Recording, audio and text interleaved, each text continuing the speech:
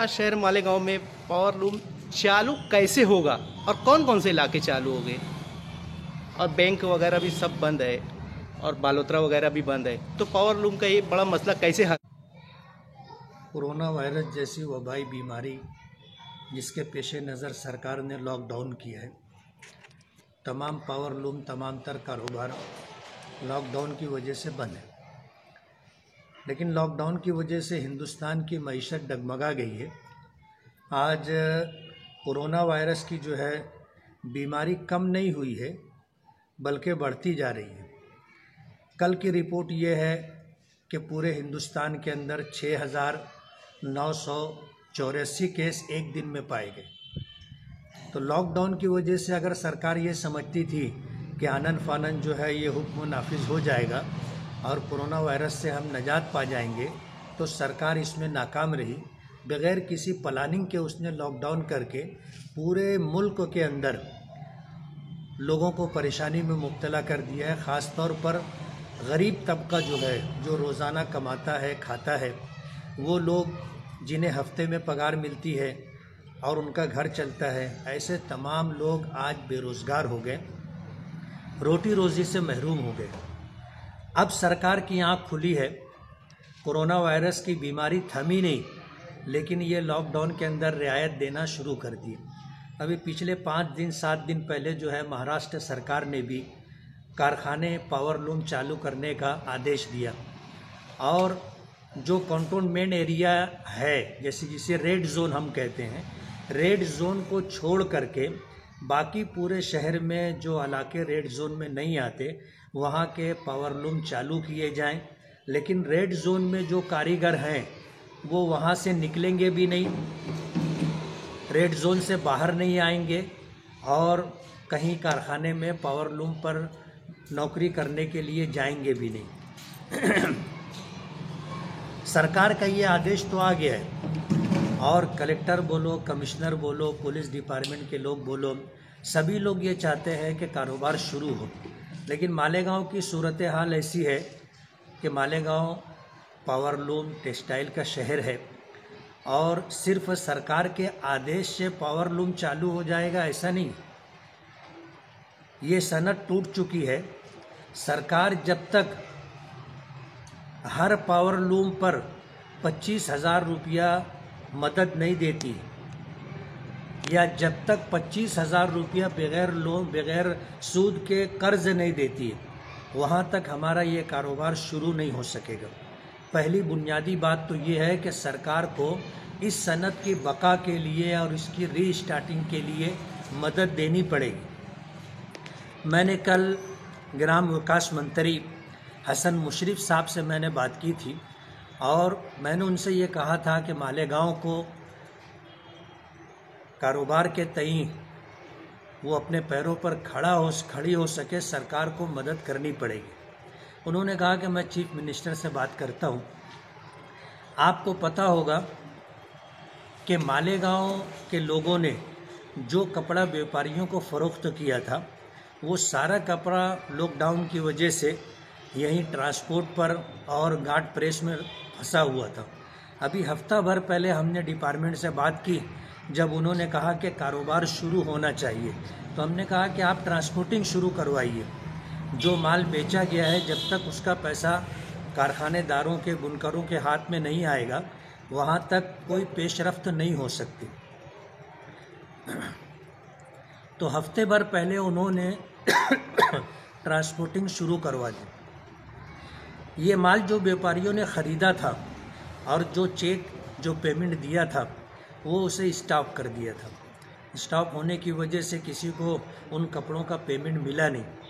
और दूसरी बात यह है कि जब तक पेमेंट मिलेगा नहीं, वहाँ तक बुनकरों के हाथ में पैसा आएगा नहीं, कारोबार जारी नहीं हो सकेगा।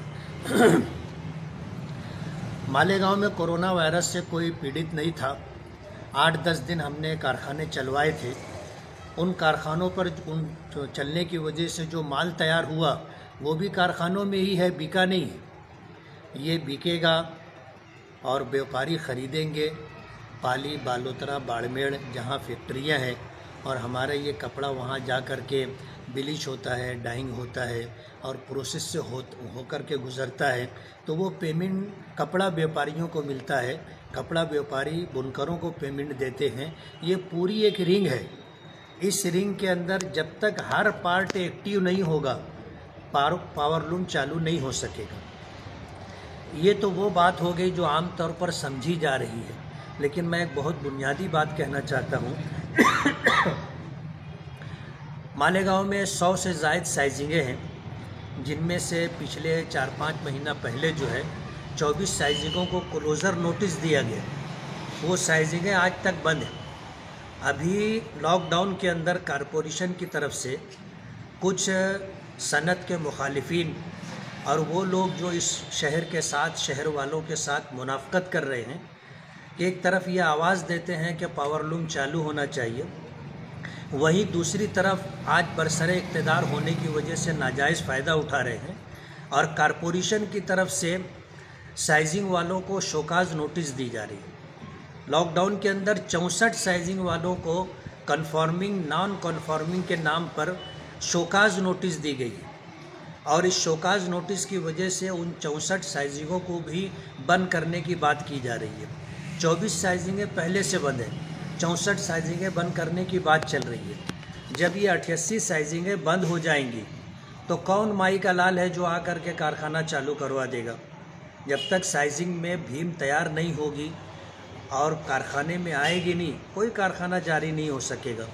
इसलिए सरकार से मैं ये कहना चाहूँगा कि इस सनत के दुश्मनों से इस शहर को बचाना ज़रूरी है, सनत को बचाना ज़रूरी है। जो लोग मुनाफ़कत कर रहे हैं और अपने इक़्तिदार का नाजायज़ फ़ायदा उठा रहे हैं और बुनकरों को हरेसमेंट कर रहे हैं, बुनकरों को तबाह व बर्बाद करने की साजिश कर रहे हैं, ऐसे लोगों से इस शहर को बचाना ज़रूरी। साइजिंगें जब तक चालू नहीं होंगी, कारखाने चालू नहीं होंगे। इसलिए अगर सरकार या वो लोग जिनको टेक्सटाइल या पावरलूम की बात समझ में नहीं आती, हम उन्हें बताना और समझाना चाहते हैं कि अगर पाली, बालोतरा, बाड़मेड़ शुरू होगा, व्यापारी कपड़ा ख़रीद कर पेमेंट अदा करेंगे और कारखानेदारों के पास पेमेंट आ भी जाएगा, ये तमिलनाडु, कोयम्बतूर से यार्न मंगवा भी लेंगे। लेकिन अगर साइजिंग बंद होगी तो ये कारोबार जारी नहीं हो सकेगा। इसलिए तमाम तर साइजिंगों को जिनको क्लोज़र नोटिस दी गई है उन्हें रीस्टार्टिंग ऑर्डर दिया जाए और जिन साइजिंगों को 64 साइजिंगों को इन्होंने शोकाज़ नोटिस दी है वो अपनी नोटिस वापस ले, तभी जाकर के ये शहर कारोबारी एतबार से रनिंग में आ सकेगा। हाँ सर, पावरलूम के अंदर बिल का बड़ा मसला रहेगा। अभी 3 महीने से जो है लॉकडाउन है, इसके ताल्लुक से आप क्या बोलेंगे? पावर बिल के ताल्लुक पावर बिल के ताल्लुक से तो हम लोगों ने डिमांड की है और चीफ मिनिस्टर साहब का ऑर्डर भी आया था कि जब तक लॉकडाउन ख़त्म नहीं होता वहाँ तक पावर बिल जो है इसकी डिमांड ना की जाए, मुतालबा ना किया जाए। लेकिन मैं ये कहना चाहता हूँ कि सिर्फ मुतालबा ना करने से मसला हल नहीं होगा। सरकार को चाहिए कि कम से कम इस मामले के अंदर भी मदद करे और ये बकाया बिल जो आज पावरलूम तो बंद है लेकिन घर गुती जो है ये चालू है और पावर का इस्तेमाल होता रहा है, सरकार को चाहिए कि वो घर गुती बिल माफ़ करे। और इसी तरह कारपोरेशन से हमारी ये डिमांड है कि वो मालेगांव की गरीब आवाम से घर पट्टी भी माफ़ करे। शुक्रिया। आप कुछ